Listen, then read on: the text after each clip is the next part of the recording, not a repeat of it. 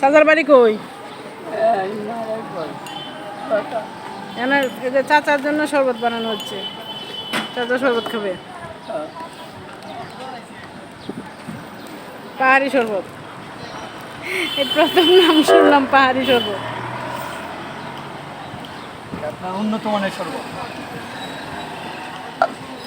এটা হলো আপনার তেল ফেল ছাড়া অর্গানিক পাহাড়ি মাল। হ্যাঁ, যে ঝালমুড়ি যেভাবে দেয় এভাবে যা দিতেছে। যে খায় সেই পাহাড়ের দেশে যায়। দেশে যা।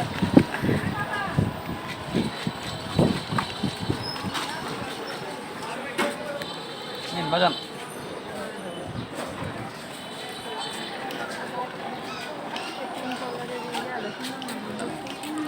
চাচা দোয়া করেন।